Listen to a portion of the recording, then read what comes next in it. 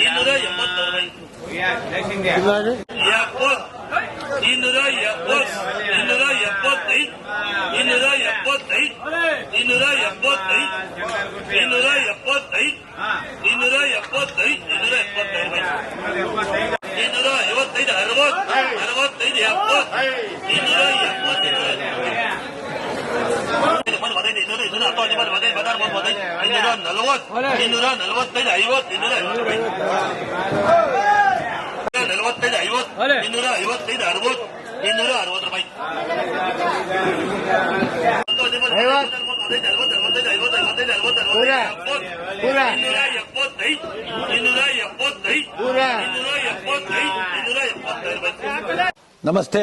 ಎಲ್ಲ ನನ್ನ ಪ್ರೀತಿಯ ಕನ್ನಡಾಭಿಮಾನಿಗಳಿಗೆ, ಕಲಾಭಿಮಾನಿಗಳಿಗೆ ನಿಮ್ಮ ಪ್ರೀತಿಯ ಶಿವಾರ ಉಮೇಶ್ ಮಾಡೋ ನಮಸ್ಕಾರಗಳು. ಕೋಲಾರದ ಸಮಸ್ತ ಬಂಧುಗಳು, ಕರ್ನಾಟಕದ ಎಲ್ಲ ಕಲಾಭಿಮಾನಿಗಳು, ಕನ್ನಡಾಭಿಮಾನಿಗಳು ಈ ಐಡಿಯಾ ನ್ಯೂಸ್ ಚಾನೆಲ್ನ ಸಬ್ಸ್ಕ್ರೈಬ್ ಮಾಡಿಕೊಳ್ಳಿ, ಬೆಂಬಲಿಸಿ, ಆಶೀರ್ವದಿಸಿ, ಆನಂದಿಸಿ, ವಿವೇಚಿಸಿ, ವಿಚಾರಿಸಿ. ಐಡಿಯಾ ನ್ಯೂಸ್ ಚಾನೆಲ್ಗೆ ತಾವೆಲ್ಲರೂ ಕೂಡ ಚಂದರ್ರಾಜ್.